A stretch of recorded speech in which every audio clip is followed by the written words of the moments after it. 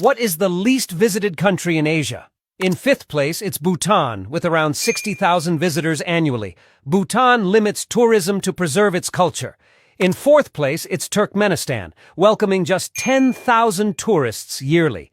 This Central Asian nation is famous for its Darvaza gas crater, but remains largely unexplored due to strict visa policies. In third place, it's East Timor, with about 5,000 visitors. This Southeast Asian country offers pristine beaches and rich history but struggles with infrastructure. In second place, it's Yemen, attracting fewer than 3,000 travelers. Despite its ancient architecture, ongoing conflict deters tourism. Finally, the least visited country in Asia is North Korea, with fewer than 1,000 tourists annually. Highly restricted and politically isolated, it remains one of the world's most mysterious destinations.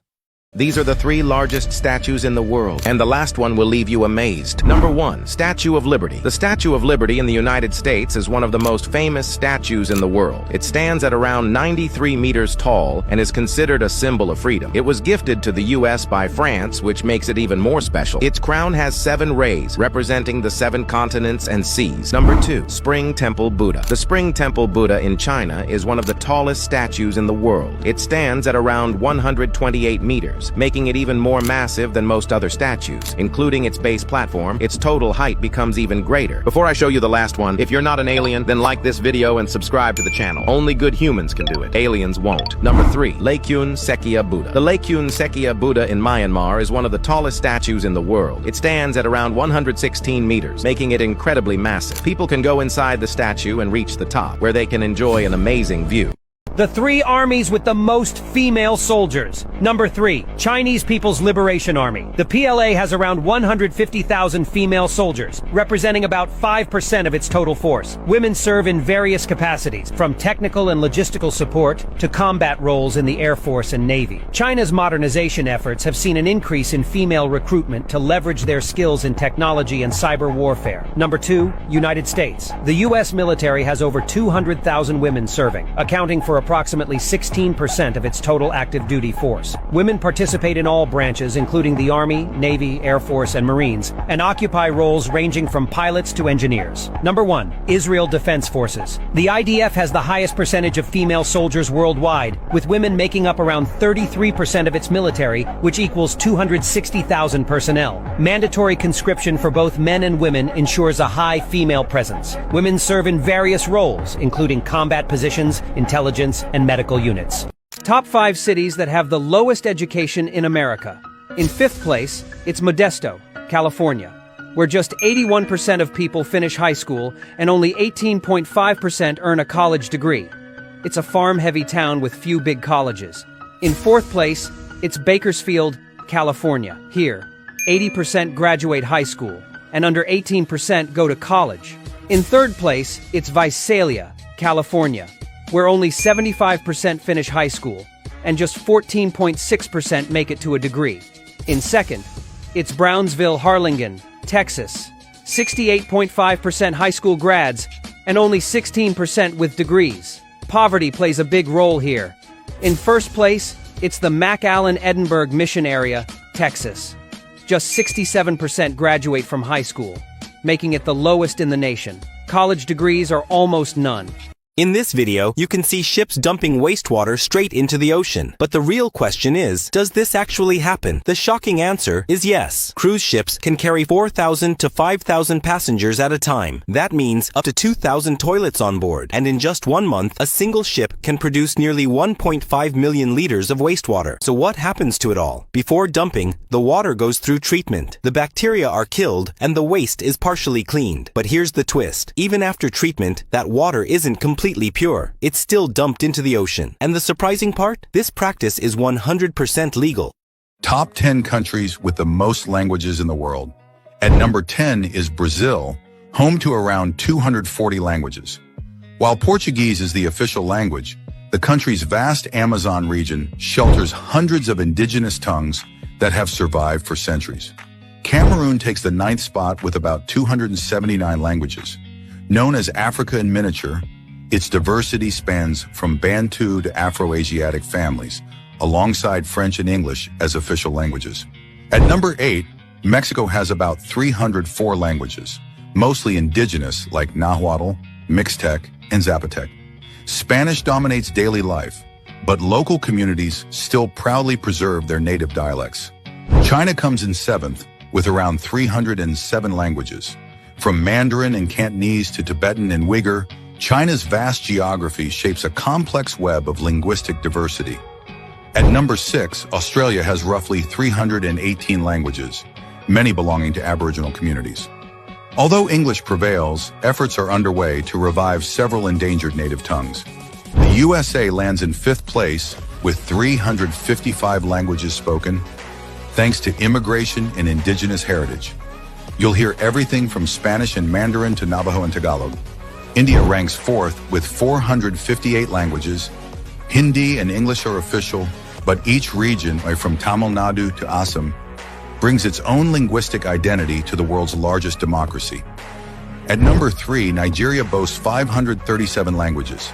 Major ones like Yoruba, Hausa, and Igbo dominate, but hundreds of smaller languages highlight its rich ethnic mosaic. Indonesia comes in second with 720 languages spread across its thousands of islands. Bahasa Indonesia unites the nation, but local tongues remain vital to cultural life.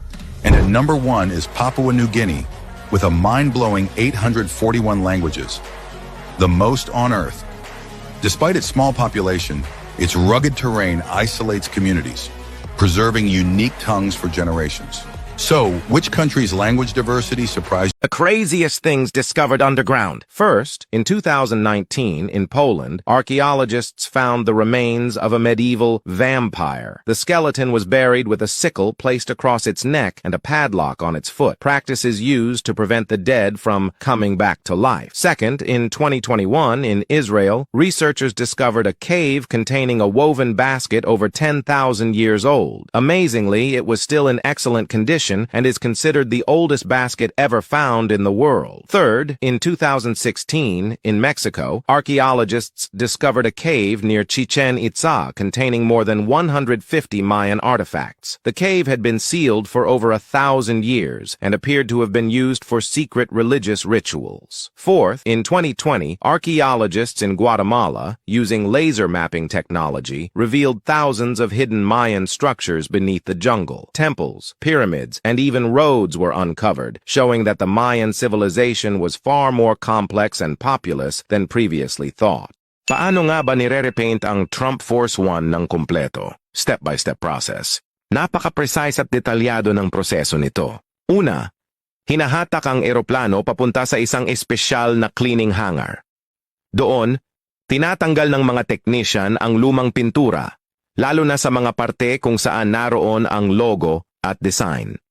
Pagkatapos, maingat nilang sinasand ang surface ng eroplano para maging pantay at sinusundan ito ng masusing paglilinis ng buong katawan ng aircraft. Hindi alam ng marami, pero pagkatapos tanggalin ang pintura, kailangan munang i-inspect ang buong eroplano. Tinitingnan kung may kalawang, corrosion, o kahit anong structural na problema.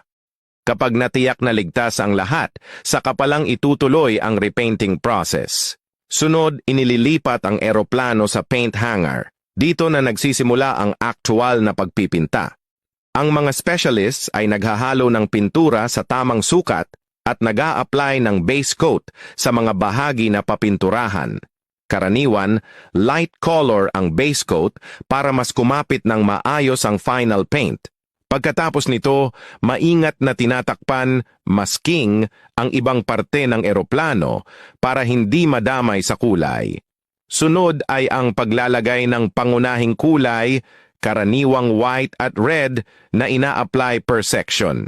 Kasama rin sa stage na ito ang paglalagay ng signature markings at design ng aircraft na ginagawa ng may mataas na precision. Sa huling bahagi, ang pinakamahalaga, ang malalaking dark sections ay pinipinturahan gamit ang maraming layers ng primer at top coat para siguradong pantay, makintab at matibay ang kulay. Kapag tapos na ang lahat, tinatanggal ang masking materials at doon makikita ang fully refreshed na Trump Force 1. Alam mo ba kung paano nagpapahinga ang mga piloto sa mga flight na tumatagal ng mahigit 10 oras? Maraming tao ang akala kailangan nilang manatili sa cockpit buong biyahe, nakabantay sa instruments at hawak ang controls. Pero hindi ito totoo lalo na sa long haul o malalayong biyahe, tulad ng cross-continental flights. Sa ganitong mga flight, karaniwan ay may 3 hanggang 4 na piloto na naka-assign. Hinahati sila sa 2 grupo o teams. Yung isang team ang kadalasang may hawak sa takeoff at landing, habang yung isa naman ang pumapalit sa kanila sa cruising phase ng flight. Ibig sabihin, habang ang eroplano ay nasa maayos na lipad sa himpapawid, may mga pilotong nagpapahinga. Hindi rin sila basta-basta natutulog lang sa upuan. May mga espesyal na resting area talaga para sa crew. Sa ibang eroplano, nasa likod lang ito ng cockpit, at sa iba naman ay nakatago sa taas o ilalim ng passenger cabin, parang maliit na secret bedroom sa eroplano. Kompleto rin ito ng simpleng higaan tulad ng mattress, unan, at kumot. May ilaw din, privacy curtain sa ilang aircraft, maayos na ventilasyon at call system para matawag sila kapag kailangan. Kapag nasa cruising altitude na ang eroplano, sinusunod ng mga piloto ang schedule nila ng pagpapahinga. Karaniwan, 3 hanggang 4 na oras silang nagpapahinga bago bumalik ulit sa cockpit at magpalit ng role. Ginagawa ang sistemang ito para maiwasan ang pagod at para laging alerto at focused ang mga piloto lalo na sa mahalagang bahagi ng flight tulad ng landing. This guy can pull in $10,000 an hour. At para sa $30,000 rush job, minsan niyang nilampasan ang honeymoon nila ng asawa niyang piloto. Isa siyang private jet detailer. Ang taong nagpapanatiling sobrang linis at handang lumipad ang $1,000,000 na eroplano. Akala ng karamihan, naghuhugas lang siya ng eroplano, pero sa totoo lang, mas parang gumagawa siya ng operasyon sa jet. Kahit yung maliliit na siwang sa fuselage, pwedeng magdulot ng malaking problema kapag may pumasok na tubig. Kaya bawat surface, kailangang linisin ng mano-mano at kapag natamaan niya ang maling parte, pwede siyang managot ng hanggang $30 million na liability. Hindi rin glamorous ang trabaho. Kailangan niyang gumapang sa ilalim ng eroplano para kaskasin ang grease, pakinisin ang landing gear components at kuskusin ang mga gulong hanggang kuminis. Dahil dito, dumidikit ang pinakamaraming hydraulic fluid, kaya sila ang pinakamatagal linisin. Ang mga detailers na ganito ay on-call 24/7, at maraming emergency job ang kailangan nilang puntahan within 1 hour. Siyempre, tumutugma naman ang sweldo, kaya ganoon ka-insane pakinggan ang mga numero. So anong tingin mo, mukha pa rin ba itong madali para sa'yo? Sa tingin mo ba, kapag nilaktawan ng hakbang na ito, kaya nitong magpatayo ng skyscraper? Akala ng karamihan, kapag naibaba na ng crane ang beam, tapos na ang mahirap na parte, i-bolt na lang at ayos na. Pero hindi ganun kasimple. Kapag hindi eksaktong nagtagpo ang mga butas ng bakal, hihinto talaga ang koneksyon. Kaya makikita mo siya na nasa daan-daang talampakang taas, may hawak na pry bar. Mukha siyang delikado pero sa totoo lang, hindi iyon basta-basta panganib. Precision work iyon. Ang isang steel beam na iyon ay tumitimbang ng libo-libong pounds. Ang tolerance ng bakal ay maaaring kasing liit ng 1/8 inch lang. Pero habang nadadagdagan ang taas at haba, nadadagdag din ang error.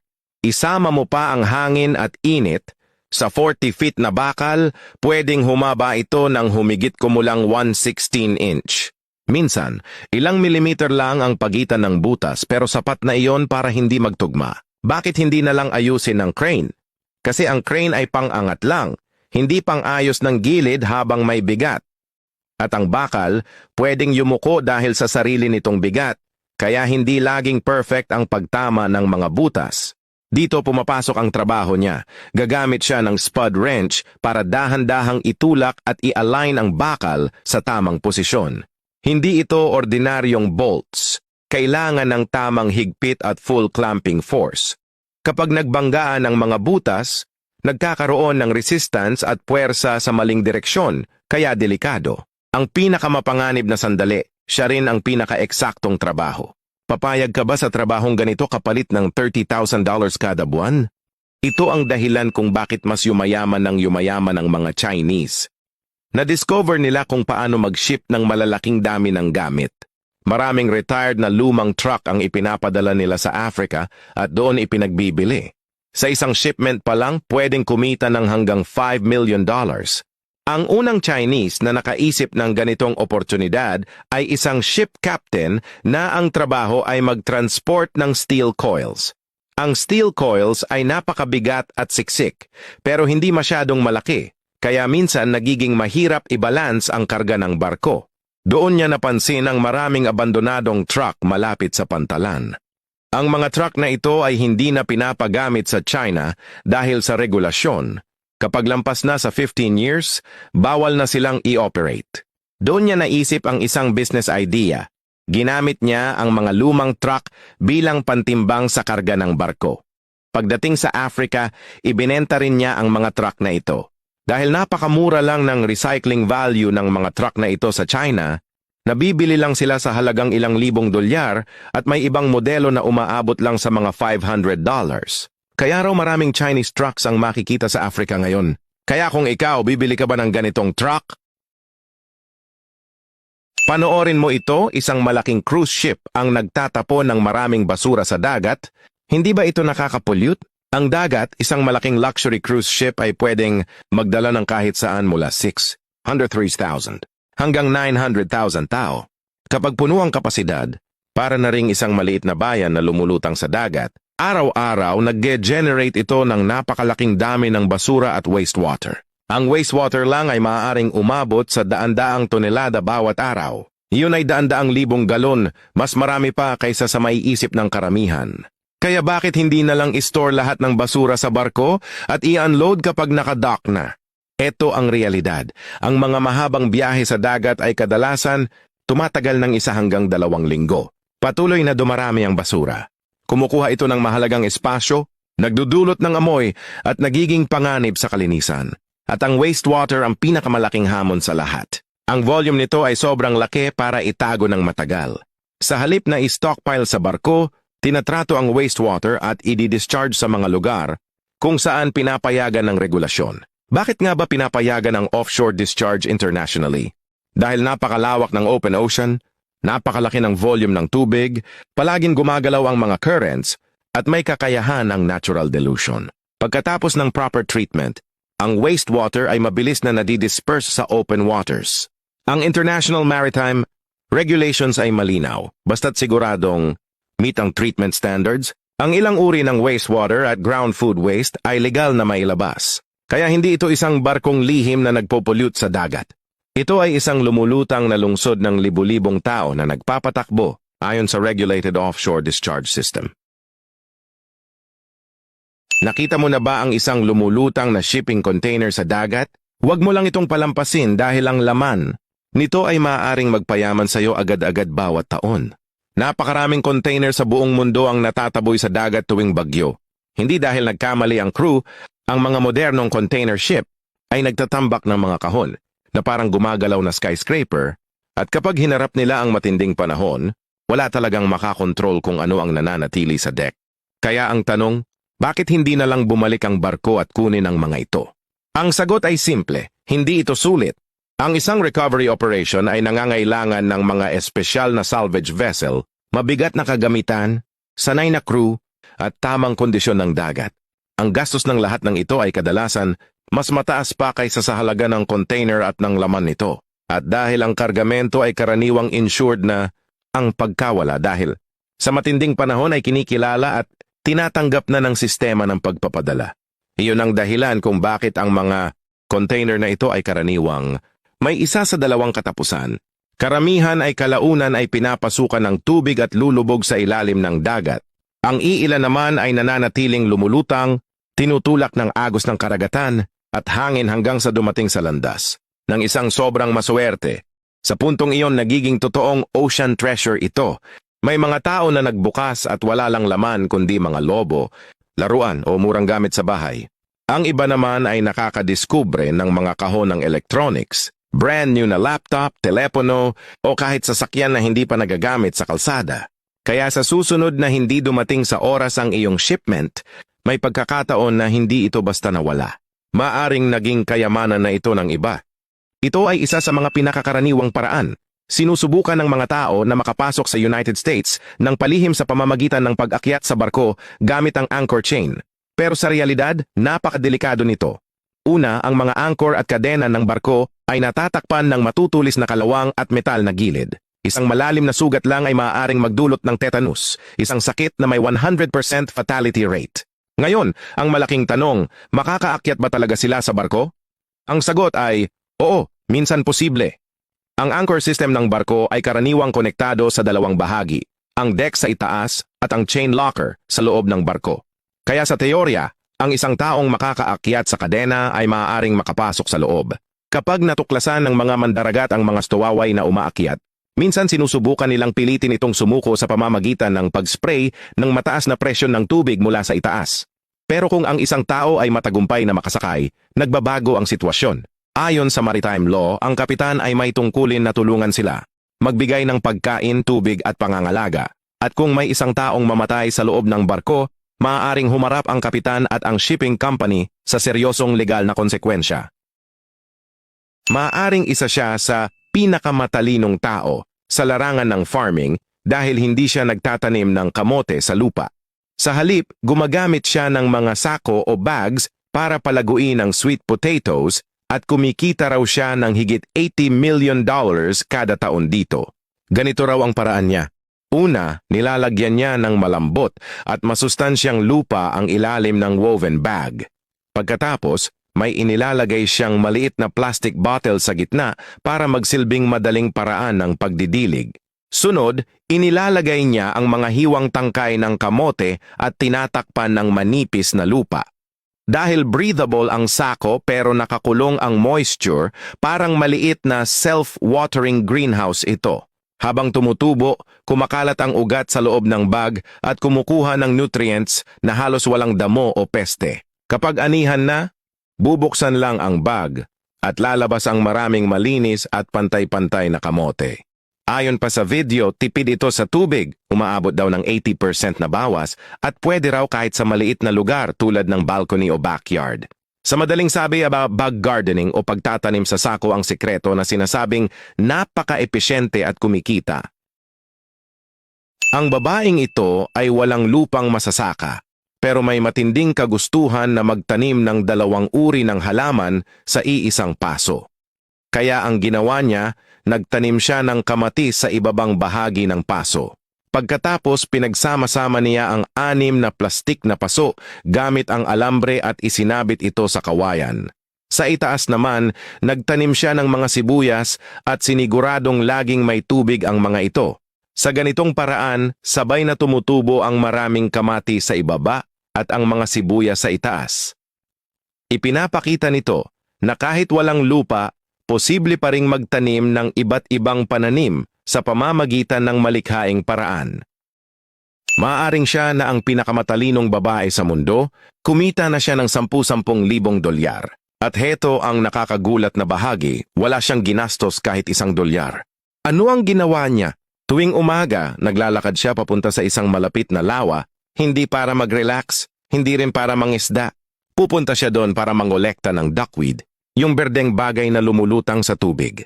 Yung bagay na ito, karamihan sa mga tao ay ayaw nito.